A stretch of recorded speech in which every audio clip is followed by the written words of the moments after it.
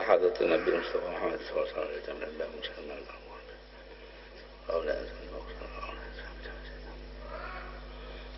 وسلم الفاتحة.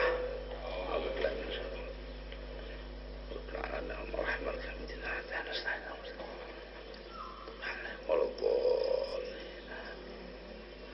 Silakan.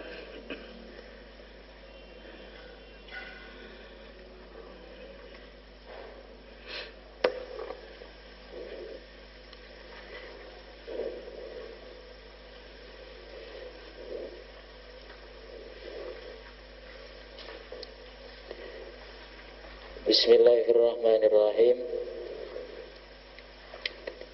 Al-haidu. Faidatun qauluhu sallallahu alaihi wasallam an-nisa'u naqisatu aqlin wa dinin. Bab tentang haid menstruasi. Sebuah faidah sabda Nabi yang mengatakan para wanita kurang akal dan agamanya. Al-muradu bil akli ad-diyatu. Yang dimaksud dengan akal adalah diat. Faqala ba'duhum huwal aqlul wariziyyu wa huwa al-munasibu lil maqami. Sebagian ulama berpendapat bahwa ia adalah akal budi yang berlebih, yang lebih. Inilah yang sesuai dengan konteks. Wa binaqsid dini bin nisbati lirrijali min haitsu adamu ta'abbudihinna fi ba'dil awqati.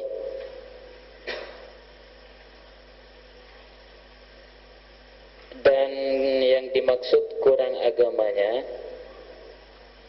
adalah bila dibandingkan dengan pria, karena mereka tidak dapat beribadah pada waktu-waktu tertentu. Wa in kunna yusabna 'ala tarki in qasadna 'ala tarki in qasadna imtisala amri syari'i ka tarkil muharramati. Meskipun mereka mendapat pahala karena meninggalkannya jika berniat, seperti melaksanakan perintah-perintah syariat sebagaimana meninggalkan keharaman.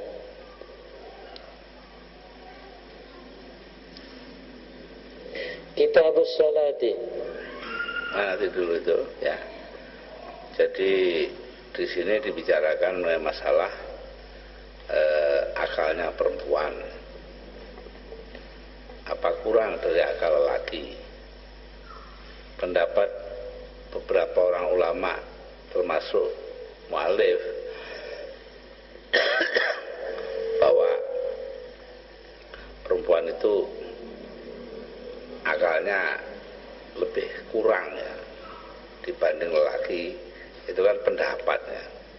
Jadi kita tidak boleh mengambil begitu saja, tapi lebih dulu harus melakukan kajian teliti. Nah, dari kajian-kajian yang ada itu tampak bahwa hal itu tidak benar. Karena itu betul sekali yang diucapkan bahwa dalam saat-saat tertentu memang perempuan tidak bisa melaksanakan kewajiban-kewajiban agama lebih sama penuhnya dengan lelaki. Tapi dibantah sendiri oleh mu'alif dengan mengatakan bahwa hal itu hilang dengan adanya niat yang baik. Jadi kita harus berhati-hati lah. Inilah gunanya kita mempelajari pendapat-pendapat masa lampau ya. Tidak dibiarkan ada terus, tapi kita ikuti untuk memungkinkan kita melakukan penelitian yang mendalam.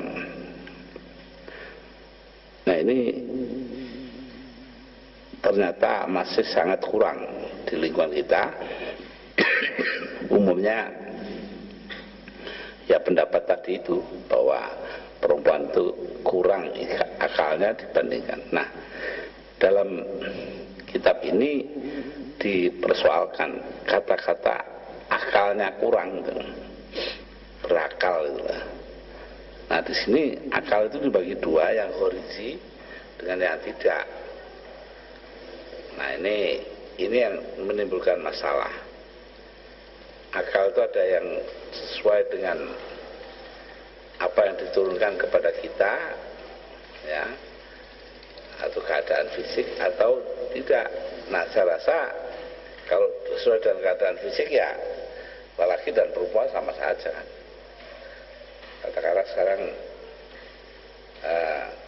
seorang laki bisa saja mengambil keputusan keliru sama dengan perempuan dalam satu soal. Nah, tapi ya ini pendapat dari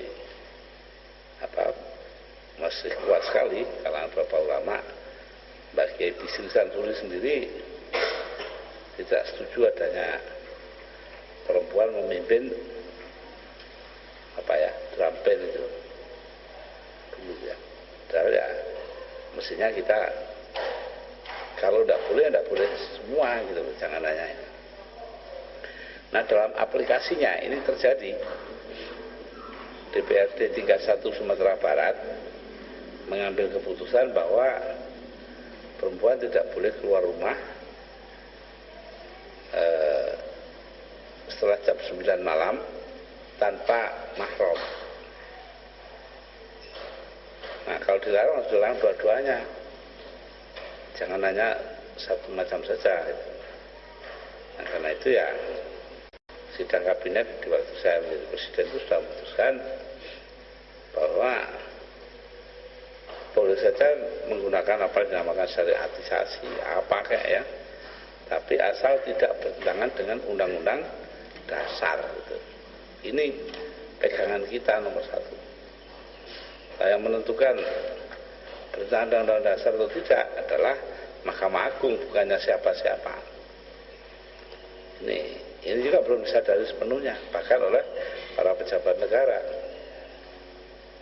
Kapolri, Kepala Polisian Negara Indonesia, waktu itu, yaitu Dai Bakhtiar, menyatakan bahwa para mahasiswa yang demo di depan rumahnya Megawati Soekarno Putri, waktu itu presiden, di Jalan Tugu Umar, mengganggu ketertiban umum. Saya ajukan persoalan, loh, siapa yang menentukan ketertiban umum terganggu atau tidak?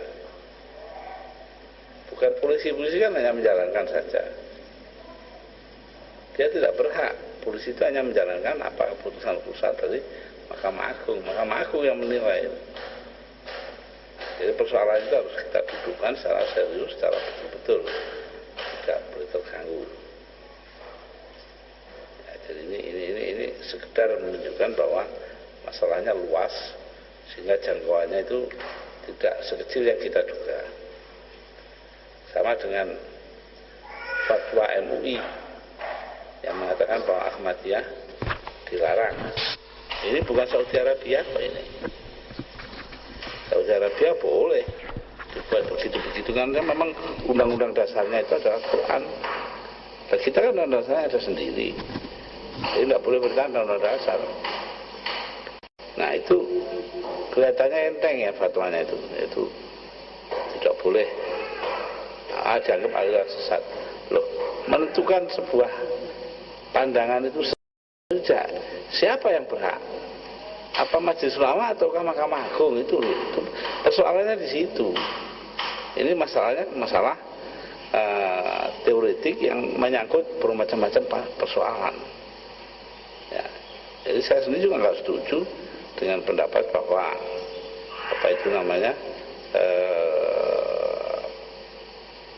Ahmadiyah itu dianggap murni Islam.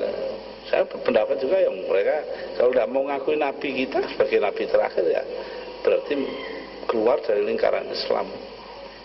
Tapi tidak berarti bahwa mereka harus dilarang. Antara keluar dari lingkaran keyakinan Islam dan perintah keluar dari Islam, perintah penghapusan dan pelarangan, itu dua hal yang berbeda sama sekali. Karenanya kita harus hati-hati dalam soal ini. Tapi ya rupanya Majelis Ulama Indonesia itu tidak hati-hati sih. Jadi ya saya naik di ya. apalagi yang bikin usul ini yang ujungnya dari NU sendiri. Nah, jadi kita harus terpaksa berkait di muka umum, itu kan tidak baik juga. Ini sekarang timbul lagi masalah. Kemarin Panglima TNI pidato, hendaknya komando teritorial dihidupkan lagi. Ada Babinsa, ada Koramil, ada segala macam. Itu saya buat pernyataan, sedikit terlambat saya pernyataan di koran, nanti konferensi pers saya tolak itu. Kita ini sudah ada undang-undangnya kok, bahwa pada tahun 2005 harus diselesaikan.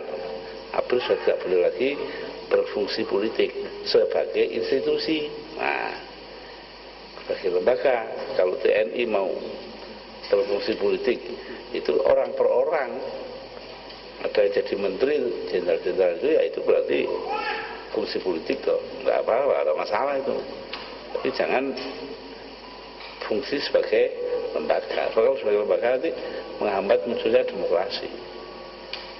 Ya, silakan terus. Kitabus salati. Faidatun afdalu ibadatil badani as-salatu. Tentang bab salat. Suatu faidah, ibadah badan terbaik adalah salat. Farduha afdalul fardi wa nafluha afdalun nawafili. Kefarduannya adalah kefarduan terbaik dan sunnahnya adalah kesunnatan terbaik. Lakin saumu yaumin afdalu min rak'ataini bal wa ma fawqahuma. Idza tada al-'urfu annahu qalilun fi janibi yaumin fa huwa afdalu minha min haitsul aktsariyatu. Namun puasa sehari lebih baik daripada mengerjakan salat 2 rakaat, bahkan lebih jika dibandingkan secara serampangan garing kebiasaan puasa terbilang sedikit di hadapan nominal sehari.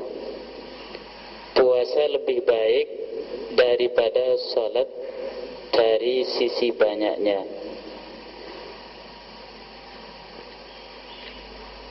Ini kita bicara puasa wajib ya. Nah, puasa sunat itu lain lagi. Yang namanya juga puasa sunat, hanya dia berbeda ya.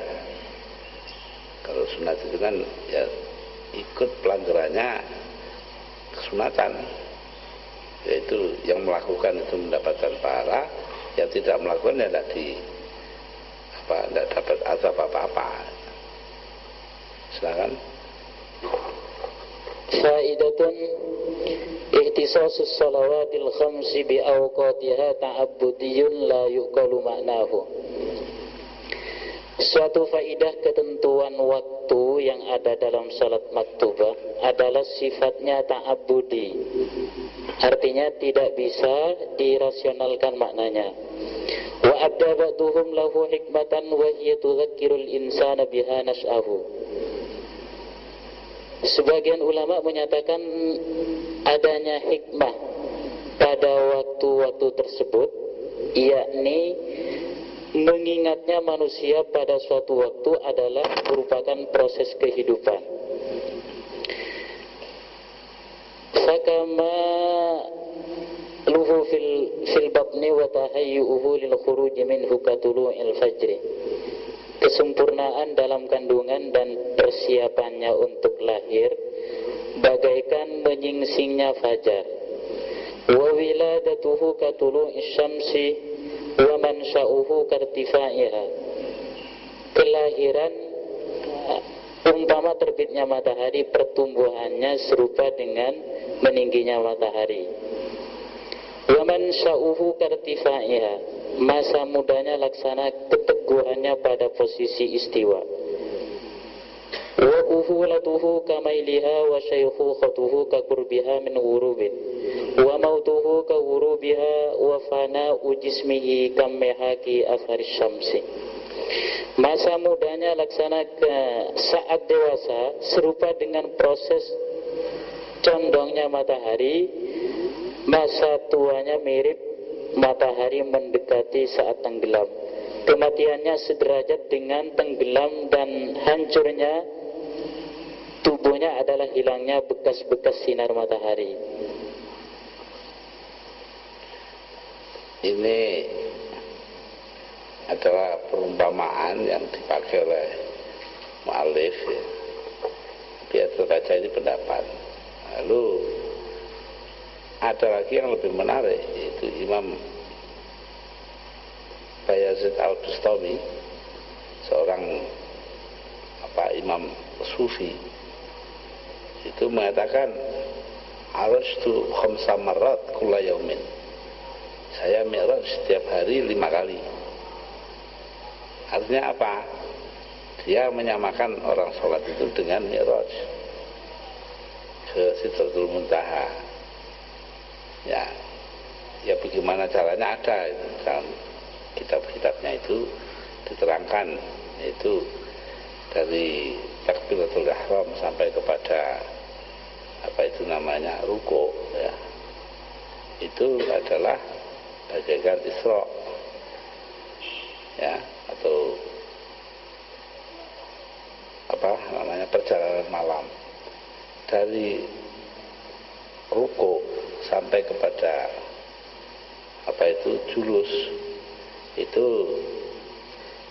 sama dengan orang pergi dari Baitul Maqdis ke langit. Tapi orang salam itu bagaikan, menurut dia itu bagaikan berada di Sidratul Muntaha. Itu ya biasalah imam-imam itu kan ya menggunakan bermacam-macam perumpamaan. Ya kita sebagai manusia mempelajarinya gitu aja. Silakan. Ahkamul masajidi, ketentuan-ketentuan yang berkaitan dengan masjid. Faidatun law ishtaraka jama'atun fi bina'i masjidin bunya likullin minhum baitun fil jannati. Suatu faidah, apabila suatu masyarakat membangun sebuah masjid, maka disediakan bagi mereka rumah di surga. Kama law a'taqa jama'atun abdan fa inna kullan yu'taku minan nari. Seperti juga ketika mereka membebaskan seorang budak, maka berarti mereka telah dibebaskan dari api neraka. Fa inna wa yusannu bina'uha fid duwari wa yukrahu fima tukrahu fihi salatu illa al-hammama wal maqbaratal mundarisata. Disunnahkan membangun masjid di tengah-tengah pemukiman masyarakat, dan dimakruhkan membangunnya di tempat-tempat di mana melaksanakan sholat dimakruhkan, kecuali pemandian dan kuburan yang telah hilang bekasnya. Ya, ini pendapat daripada mu'allif ya, dan katakanlah ulama-ulama yang sepandangan dengan dia. Jadi ketentuan agamanya tidak ada. Bahkan ada masalah yang lebih gawat lagi, yaitu pengertian masjid yang dikatakan sebaiknya dibangun di tengah-tengah permukiman. Ini menimbulkan masalah. Ini dulu saya tulis di tahun 76 kalau nggak salah, di dalam majalah Tempo. Itu Jember. Biasanya ini ketentuannya masjid itu balad. Jadi masjid itu dibangun di balad. Nah, balad itu ukuran kita itu adalah kampung. Berbeda kampung ya berbeda masjid gitu. Nah, di Jember sekarang persoalannya bukan begitu. Baladnya sama tapi RT-nya lain. Lah itu bagaimana itu?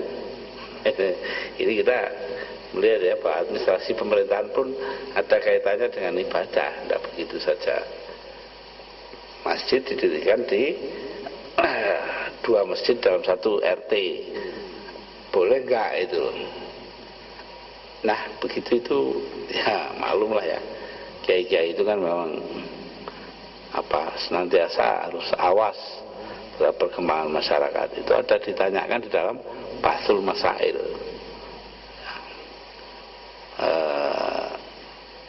Cuma sayang walaupun saya tulis itu tidak ada jawabannya sampai hari ini. Ya, tidak ada jawabannya. Majelis Ulama timbang ngurusi Ahmadiyah segala macam, ya lebih baik ngurusi gitu-gitulah. Ya, bahwa ini masalah modern yang terkait dengan kehidupan kita bersama, ada urusannya dengan ibadah. Silakan. Mas'alatun Al-masjidul ma'muru bimawatin tasbutu lahu ahkamul masjidiyah. Suatu masalah, masjid yang didirikan di atas tanah yang tak bertuan dihukumi sebagaimana masjid-masjid pada umumnya, bisyarti ayyakun al-amiru musliman wa ayyatalaffadha biwaqfihi aw yaksida bil bina'i ja'lahu masjidan. Dengan syarat pengurusnya haruslah seorang muslim dan dinyatakan dalam perwakafannya, atau dimaksudkan saat pendiriannya untuk dijadikan masjid. Ya, ini pendapat ini kan dalam masalah yang masjid yang wakaf. Padahal ada masjid-masjid yang didirikan di tempat yang bukan wakaf. Ya, biasanya milik perorangan, milikul fardi, masjidnya fulan gitu. Kalau yang wakaf tadi itu ya lain soal. Nah, di situ ada syaratnya itu, bahwa syarat untuk bisa menjadi masjid itu kalau dia bukan wakaf, bagaimana itu.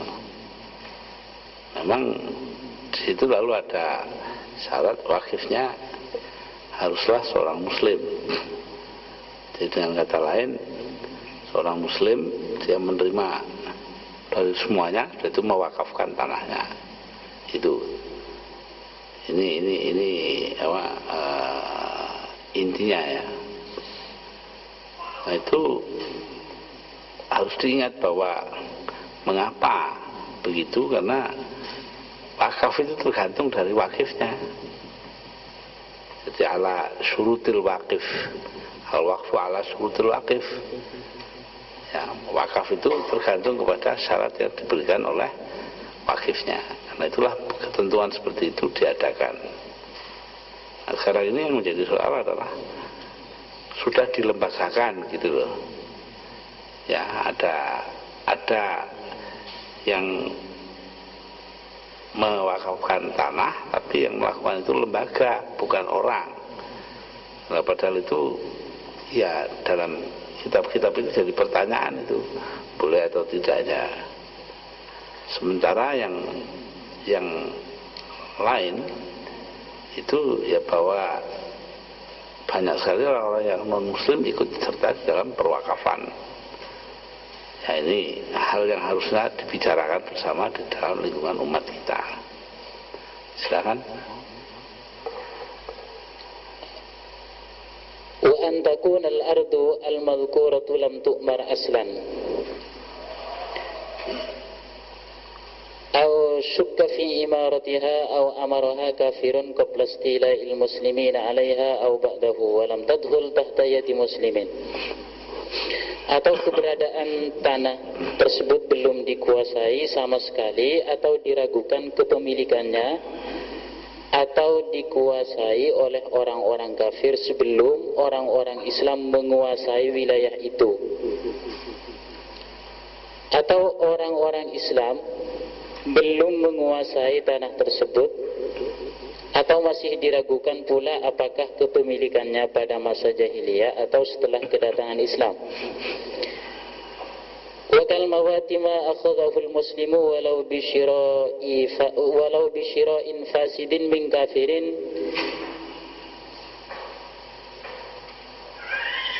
dan sebagaimana pula tanah tak bertuan adalah sesuatu yang diambil oleh orang Islam meskipun dengan cara transaksi yang cacat dari orang kafir. Ya, ini untuk melengkapi ya pembahasan. Sebenarnya ada nanti pembahasan mengenai masalah hubungan antara orang muslim dan non muslim. Nah, di sana itu orang Islam atau orang yang tinggal di muslim yang tinggal di kawasan yang dulunya kerajaan Islam itu bagaimana itu ada nanti dalam Muktamar Nahdlatul Ulama tahun 35 di Banjarmasin. Nah itu nanti di belakang ada orang kafir pun ya begitu gitu, mempunyai apa itu namanya hak-hak mereka sendiri, tidak bisa begitu saja mentang-mentang tidak muslim lalu terus kita bisa pakai semaunya ya. Nah fakroh ini atau katakanlah ungkapan tadi itu untuk menunjukkan bahwa ada saat-saat di mana miliknya orang kafir itu sendiri juga harus dihormati. Sekarang فخرج بالمسلم الكافر فلا اعتداد ببنائه في تلك السور. Dalam hal ini orang kafir dikecualikan dari orang-orang Islam, maka pendirian masjid oleh orang kafir, maksudnya di tanah yang belum dimiliki, tidak dapat dikategorikan sebagai pembangunan masjid. Idza la yajuzu lahu ihya umawatil islami, karena orang kafir tadi tidak memiliki hak untuk membuka lahan yang mati di wilayah kekuasaan muslim. Ya, ini untuk mempertegas ya bahwa ada kekuasaan tertentu atas tanah, kekuasaan muslim sendiri, kekuasaan non muslim sendiri. Kekuasaan di sini artinya pemilikan. Nah, orang-orang kafir itu tidak ada jaminan bahwa dia boleh melakukan apa itu namanya transaksi atau membuat sesuatu di tanahnya orang muslim. Nah, ini yang menjadi masalah. Karenanya di sini dipersoalkan hal itu, yaitu tidak boleh ada atau dianggap tidak boleh ada masjid di tempat yang di atas tanah yang tidak dimiliki oleh kaum muslimin. Tapi kalau Indonesia itu hipotetis saja. Kenapa? Karena Indonesia ini kan hampir seluruhnya dimiliki oleh kaum muslimin. Silakan. Salatul musafir faidatun arkhasu al-muta'alliqatu bisafri 11. Faidah, keringanan yang berkenaan dengan perjalanan ada 11. Arba'un minha mukhtasatun bitawil faqat. 4 diantaranya dikhususkan hanya dengan panjangnya jarak tempuh. Wahia al-qasru wal jam'u wal fatru wa masul khufi salasan, yakni qasar, jamak, berbuka dan mengusap mujah untuk waktu 3 hari. Wal baqiyatu ta'umuhuma, sedangkan selebihnya umum baik karena jarak maupun bukan. Wahia aklul maitati wa tanafulu ala rahilati wa isqatus sholati bitayamum wa tarkul jum'ati, yakni memakan bangkai, sholat sunnah di atas kendaraan, digugur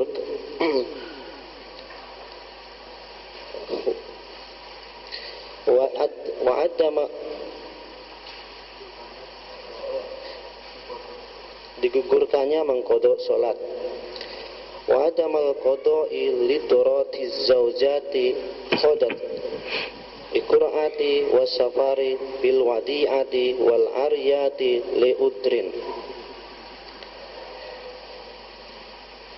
Tidak perlu mengkodok karena istri tertimpa bencana, bepergian karena wadi'ah atau menyampaikan titipan, dan meminjam sesuatu karena uzur.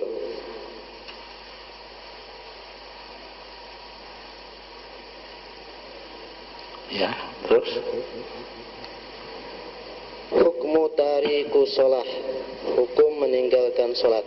Mas'alatun, tariku sholati bi kulliyatil mukhillu bi ba'diha fasikun bil ijma'i katariki zakat.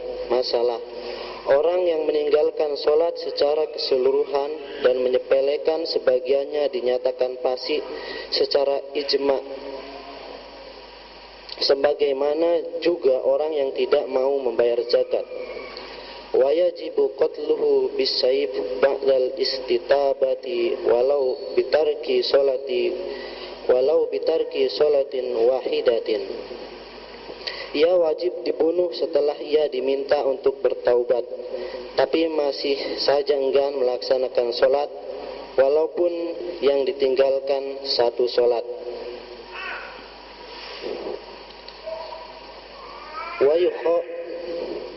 Wa yukhafu alaihi su'ul khatimah, karena dikhawatirkan ia meninggal dengan sul khatimah. Wal iyadu billah, semoga kita dihindarkan oleh Allah. Wala yajuzu liman ma'ahu ma'un i'ta'uhu iyahu, tidak diperkenankan bagi seorang yang memiliki air untuk memberikannya kepada orang yang tidak sholat. Bal yatawadda'u bihi,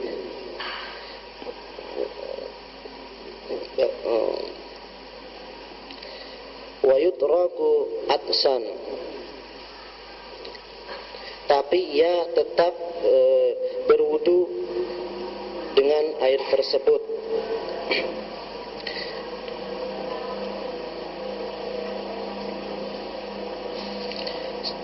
Meskipun orang yang meninggalkan sholat tadi dalam keadaan kehausan, li'annahu khairu muhtaramin, karena ia tidak layak dihormati sebagaimana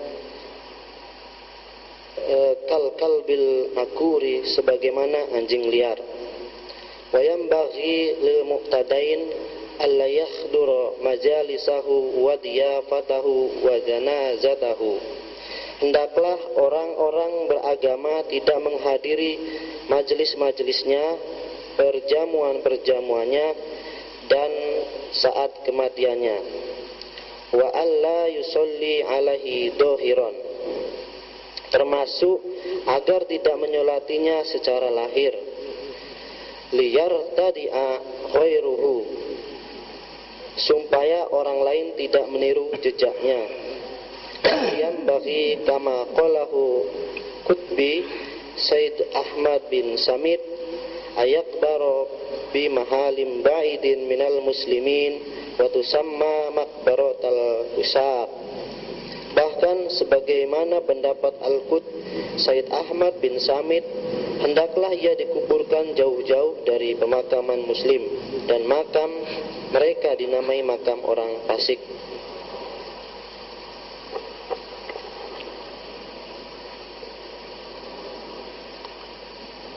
ya.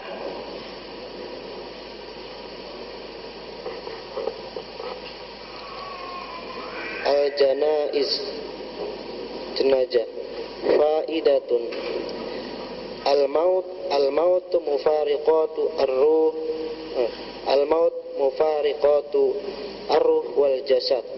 Faidah, kematian adalah terpisahnya ruh atau nyawa dan jasad. Warruhu jismu latifun la yubna abadan. Ruh adalah jisim atau materi halus yang tidak rusak selamanya. Wasibyanul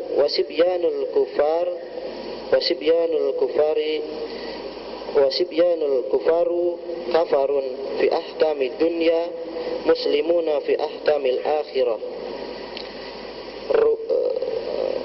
Bayi-bayi orang kafir dinyatakan kafir dalam urusan-urusan keduniaan dan dianggap muslim dalam persinggungannya dengan akhirat.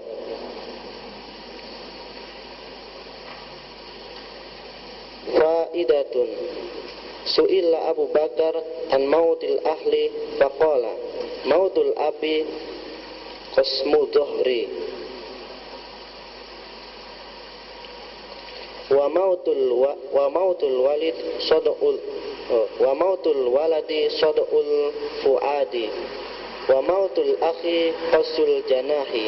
Wa mautuz zaujati husnus sa'ah. Faidah, Abu Bakar ditanya tentang kematian para famili. Kemudian beliau menjawab, kematian bapak adalah pecahnya perisai, kematian anak adalah hancurnya hati, kematian saudara adalah patahnya sayap, dan kematian istri atau pasangan hidup hanyalah kesedihan sesaat.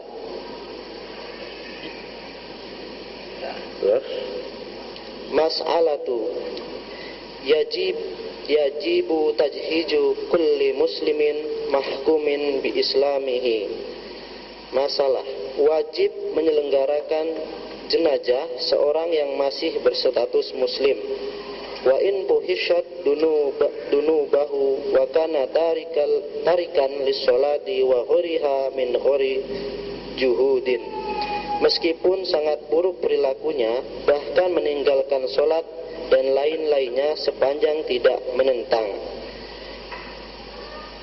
Wa yathimu kullu man alima bihi aw qashara fi dzalika li'anna la ilaha illallah wiqayatul lahu minal khuludi finnar.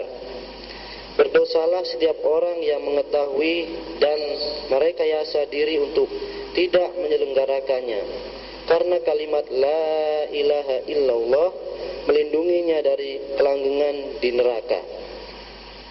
Hada min haitsu zahirun, ini secara lahiriah. Wa amma batinan famahilu dzalika haitsu hasunat al khatimatu bil mauti alal yakin wa sabati ala dini. Sedangkan pada hakikatnya dia bila ia meninggal dengan husnul khotimah dalam keyakinan dan ketetapan agamanya, fal a'malu unwan, maka amaliyahnya menjadi petunjuk. Ya, terus Intaha.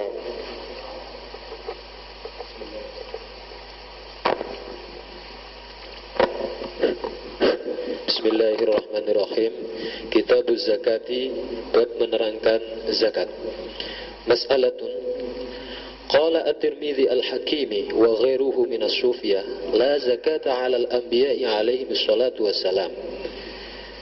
Suatu masalah, At-Tirmidzi dan tokoh-tokoh sufi menyatakan bahwa tiada kewajiban zakat bagi para nabi. Idz la milka lahum Allah, karena tiada kepemilikan yang diwajibkan zakatnya oleh Allah. Lakin alladhi naqalahu al-juhabadha 'anil nasi annahum yamlikuna ka ghairihim. Sementara lain halnya Juhabadha berkomentar lain, para nabi memiliki hak milik sebagaimana yang lain. Balil zahiru anna milkahum atammu wa'adhamu litamami kamalatihim fi sairil ahwal.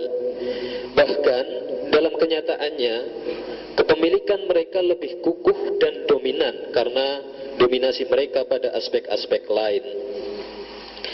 Ala tara annahu yalzamu al-malika al-muttara badlu malihi lahu sallallahu alaihi wasallam.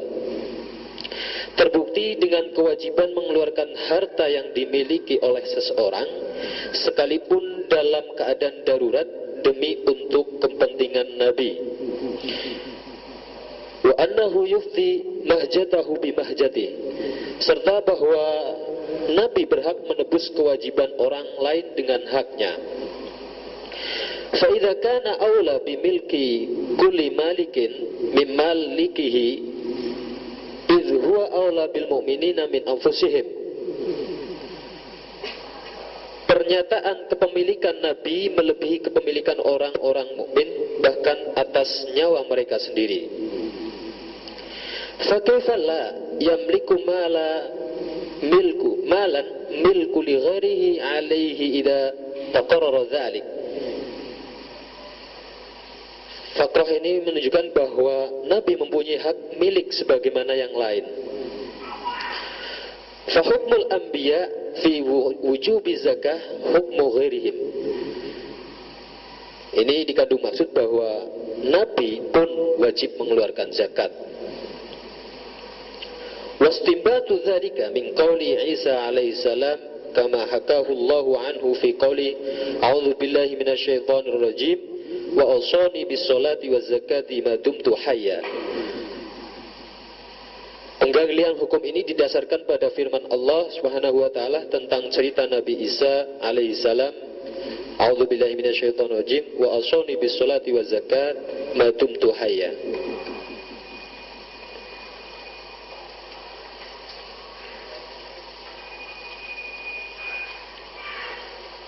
Ya, sudah.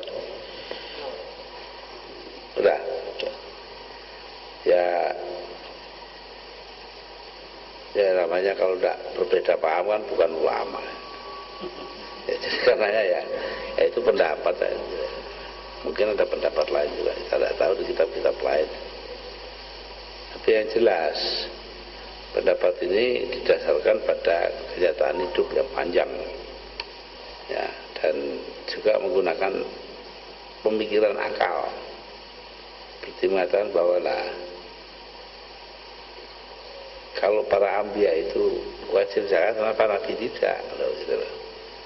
Nah, setelah itu awak digeger selalu tidak ada gunanya. Silakan terus. Syurutu ma tajibu fihi zakah, bab menerangkan syarat zakat, syarat harta yang wajib dizakati. Mas'alatun tajibu az-zakatu fi jami'i ma yamlikuhu al-muslimu al-hurru mimma wajabat zakatuhu walau madina.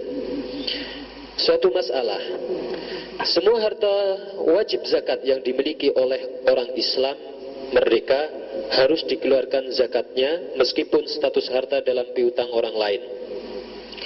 Wa hatta fi daini alladhi ala ghairihi ala al-mu'tamadi in kana naddan aw dhahaban aw fiddatan la nahwi masyiatin wa habin.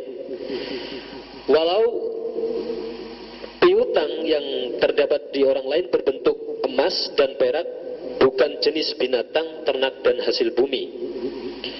Naam, law kana lahu manaihu 'inda ghairihi 'ariyatun wajabat zakatuha bi syartiha. Betul. Bahkan sampai jika ia memiliki aset yang dipinjamkan orang lain, maka baginya tetap harus zakat dengan persyaratan yang telah ditentukan. Li'annaha lam takhruj an milkihi, karena kepemilikan belum beralih darinya. Bikhilafi ma law aqradahu iyyaha, berbeda apabila ia menjadikan aset tersebut sebagai pinjaman modal. Summa in tamakkana min al-ikhraji fi daini bi anna kana ala mali'in muqarrin aw lahu alaihi hujjatun akhraja halan. Dalam masalah piutang, jika dimungkinkan mengeluarkan zakat dengan harapan akan dikembalikan secara penuh. Wa illa fahatta yaqbidahu fayukhriju zakata ma madha faqad tastaghriqu kullahu aw jallahu. Meskipun dengan perjanjian baru, maka bagi si pemilik harta tetap dikenai kewajiban zakat pada masa jatuh tempo zakat. Walau abra'ahu 'anid daini lam yabra' an qadri zakah wala yasihu ayyabra'ahu an qadriha kula 'amin wa yanwi bihi az-zakatu li'adamil qabd. Namun apabila harta ternyata tidak dapat kembali pada masa jatuh tempo hutang, maka kewajiban zakat dibayar ketika harta telah kembali. Ini tadi mengenai waktunya ya, waktu pembayaran zakat.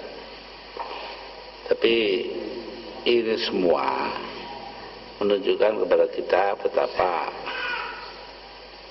para ulama itu berhati-hati dalam soal zakat begitu rupa, karena ini menyangkut bukan hanya kepentingan muzaki tapi juga orang lain gitu loh. Jadi ini kepentingan umum, pembayaran zakat itu kepentingan umum. Yang terima siapa ya, sabul mustahiknya lah ya, itu dari harta orang-orang sekitar Madinah, orang Kristen dan Yahudi. Nah, itu menjadi miliknya Allah, artinya membiayai ibadat buat masjid dan sebagainya, pondok-pondok, dan kepentingan Rasul, kegiatan itu dibiayai, pengajian dan sebagainya. Dan juga pencetakan tablet dan sebagainya itu masuk di situ. Dan anak yatim serta ibnu sabil ya. Nah, para sanak keluarga yang memerlukan dan orang yang berjalan di jalan Allah, ibnu sabil. Maksudnya apa? Kok perlu dibuat begitu? Kaila yakuna dulatan bainal aghniyai minkum, agar supaya harta benda yang terkumpul itu jangan beredar hanya di kalangan orang-orang kaya saja di antara mereka. Nah, ini inti dalam Islam itu jarang diberlakukan kepada umat, malah justru lucunya kepada orang non muslim. Padahal dalam Quran jelas tidak ada yang mengkhususkan pada non muslim, tapi juga umat juga kena ini. Artinya harta benda itu tidak boleh lalu tertumpuk di tangan sebagian kecil orang, yang lain tidak ikut menikmati. Nah, itu adalah apa yang dibilang sebagai harta Wah, banyak sekali lah, tapi jarang sekali dibicarakan. Kenapa? Karena memang kitab-kitab biasanya ya dikarang untuk orang-orang Islam. Itu padahal ya kita sekarang di masyarakat yang sangat kompleks ya. Apakah masih wajib apa tidak dan seterusnya, itu harus dibicarakan dengan teliti. Silakan. Faidatun. Qala fil Ihya, law kana alaihi daynun mustaghriqu malihi fala zakata alaihi, li'annahu laysa ghaniyan. Id al-ghaniyu ma yufadilu 'anil hajah. Suatu faidah, Imam Al-Ghazali berkata atau berpendapat dalam Al-Ihya, apabila seseorang memiliki hutang yang menghabiskan hartanya, maka tiada kewajiban zakat baginya, karena ia bukan termasuk orang kaya.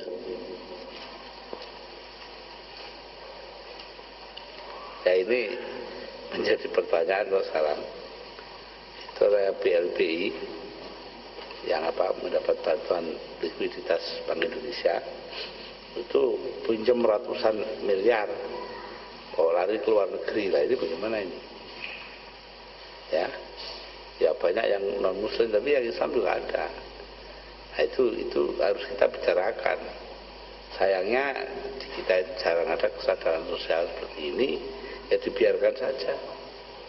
Ya, banyak teman-teman kita yang begitu kelakuannya itu, bawa lari uang ke luar negeri, pinjam. Juga nanti menyembunyikan itu dengan cara yang menurut mereka cerdik, tapi ya sebenarnya gampang ketahuan. Ambil contoh Astra, Edwin Surajaya itu ketika Astra sendiri meminjam uang dari BPPN atau minjam uang dan kemudian di cover oleh BPPN, maka dinyatakan Astra sudah tidak punya uang lagi, tidak punya harta. Tapi Edwin sendiri itu menggunakan uangnya Astra itu untuk membuat perusahaan di Amerika, New Bridge. Nah, perusahaan ini yang membeli Astra di Indonesia. Loh, coba toh. Bolak-balik situ lagi gitu.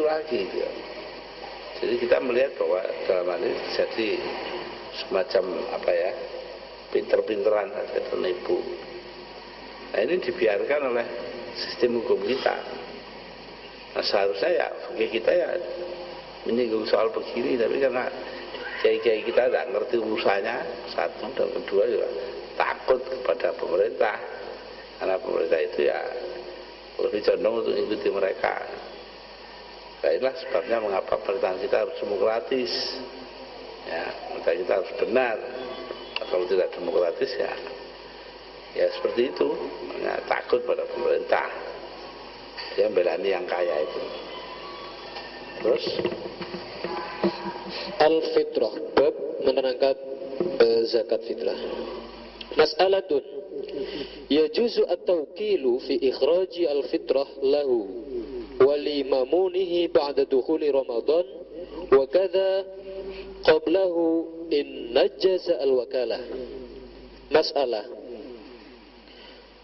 diperkenankan mewakilkan pengeluaran zakat fitrah, bahan makanan yang disediakan untuk zakat, baik sebelum maupun setelah datangnya Ramadan, jika proses wakalah telah terlaksana. Kawakaltuka fi ikhrajiha wa la takhrujuha illa fi Ramadan, la in alaqaha ka idza jaa Ramadan faqad wakaltuka, qalahu Ibnu Hajar wa Abu Mukhrimah. Ini dikandung maksud tidak diperkenankan mengeluarkan zakat fitrah selain pada bulan Ramadan.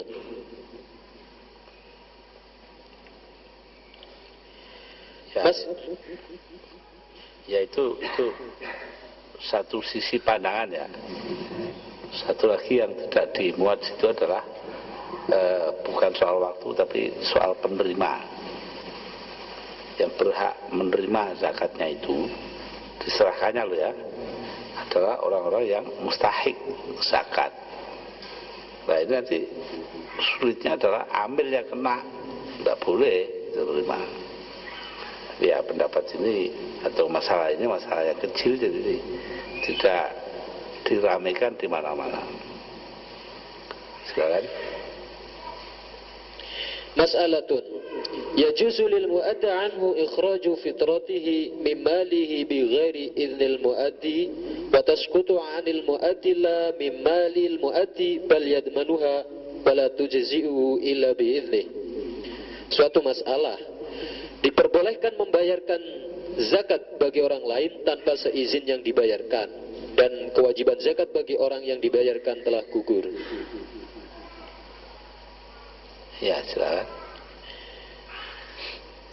Kaifiyatu ada'i zakah wa hukmu naqliha, bab menerangkan tata cara mengeluarkan zakat.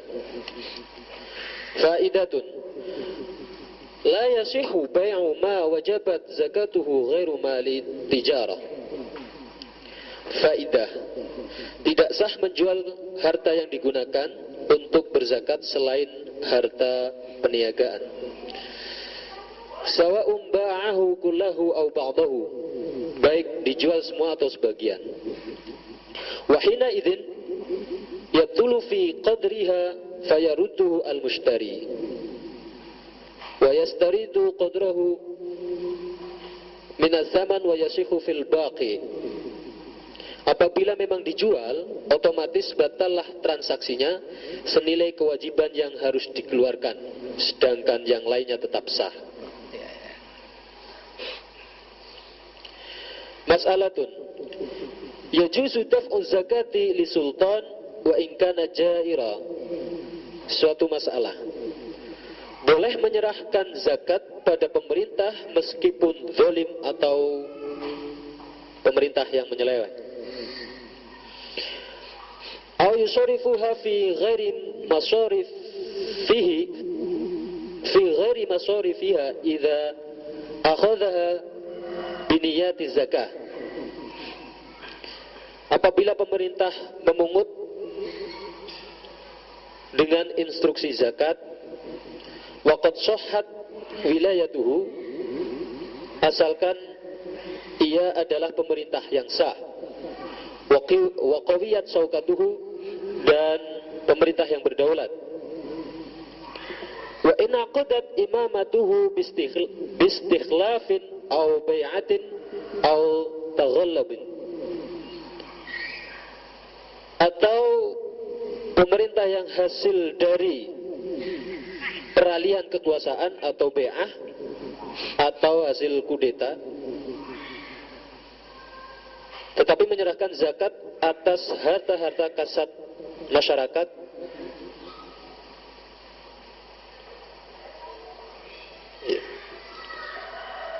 ya. Ini soal ini terkait dengan masalah yang lain, itu bagaimana hubungan warga negara dengan pemerintah. Ini penting sekali, ini yang mestinya dibuat pembicaraan khusus mengenai hal itu. Para wali dulu begitu, itu ada mengatakan Sunan Ampel, ada bilang Sunan Kalijogo, itu buat tembang lilir itu, lilir tandure semilir tak ijo royo-royo tak senggo kewanten anyar cangon perek nobil mingkui lunyu-lunyu pereken. Nah itu dan situ ada semua itu pakai baju yang bersih untuk sepo menghadap raja. Sepo itu menghadap raja, pumpung jembar kalangane. Kebetulan karena lingkarannya luas lan padang rembulannya, dan rembulannya itu terang. Ini sebetulnya adalah masalah doktriner yang ruwet sekali.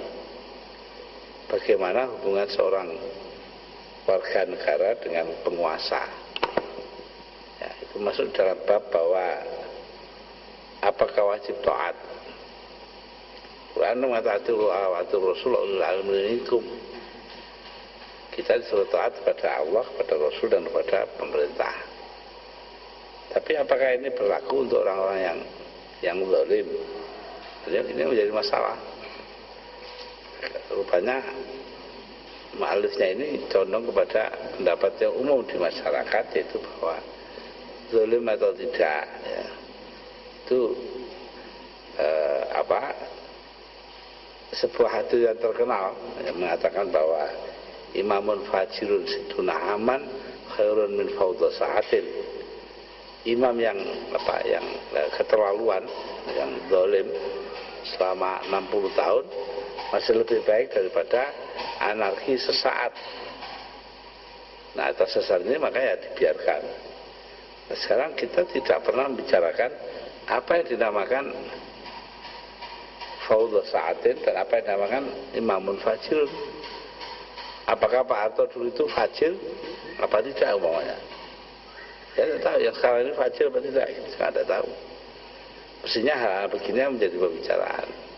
Kalau saja pembicaraan ini tidak bisa terbuka, ya mestinya dengan menggunakan pendekatan dari Kiai Ahmad Mutamakin, bicarakan saja sebagai alternatif. Itu namanya strategi budaya. Jadi tidak nyebut penguasanya mana, tapi penguasa yang baik itu harusnya begini loh, gitu loh.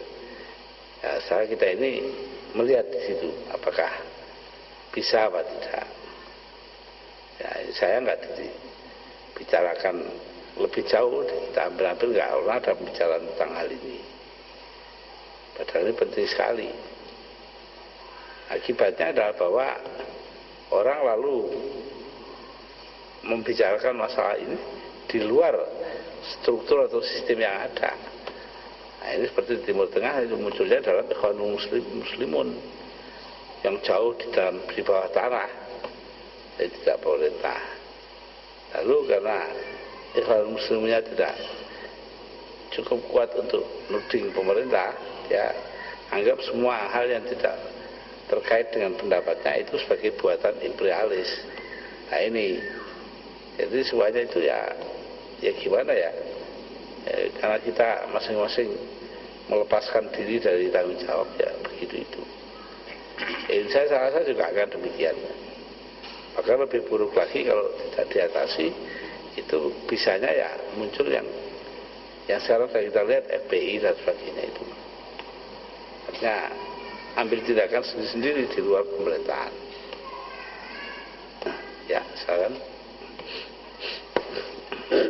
Wa amma alladhi yalzamuhu tujar kullu sanati minal kharis fa in a'tahu iyyahu anti binafsin la nahwa khawfin jazalahu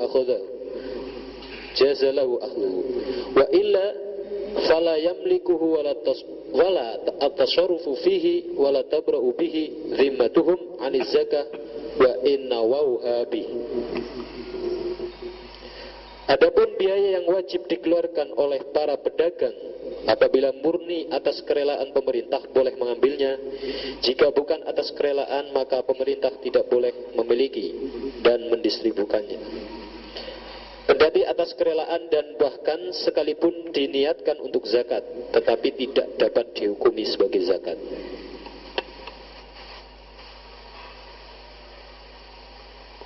Ya, ini cari soalnya memang kita agak sulit ya. Apa yang kelihatan berzakat tapi bukan zakat. Jadi sebenarnya itu banyak saja. Artinya penghasilan dari usaha kita ya yang tidak mencapai nisab itu sebenarnya hukumnya sama seperti zakat tapi bukan zakat ya gitu. Tidak kena zakat.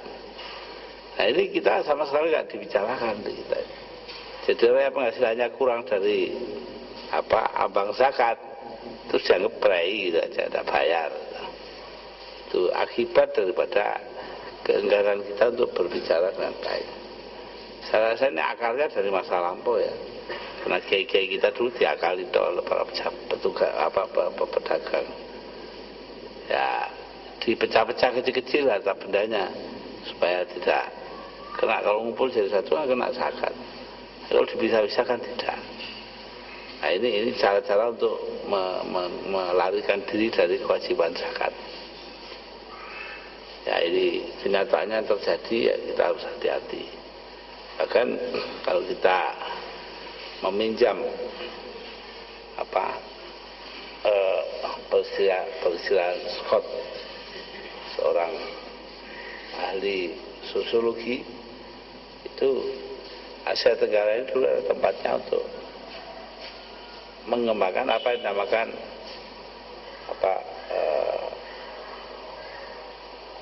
moralitas petani, morality of the peasant. Itu dia studinya tentang Vietnam tahun-tahun 30-an 1930-an ketika waktu itu moral economy of the peasant itu pemilikan tanah itu tidak ada dasar moralnya sama sekali. Lalu petani membuat dasar moral sendiri, ya, karena mereka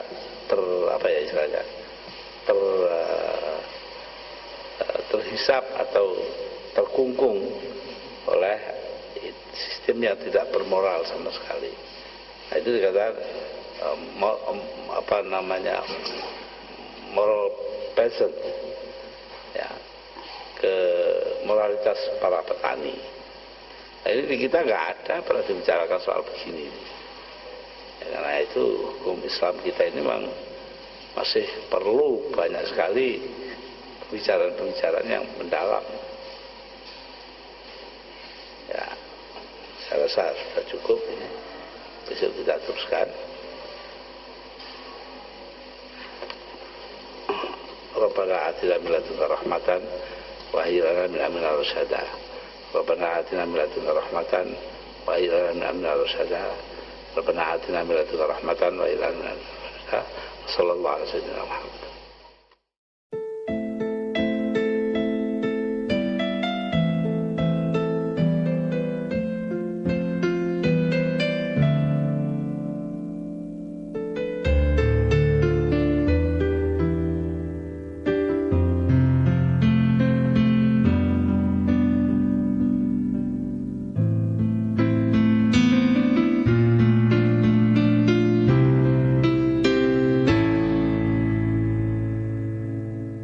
اللهم ارحمني بالقرآن واجعله لي إماما ونورا وهدى ورحمة اللهم ارحمني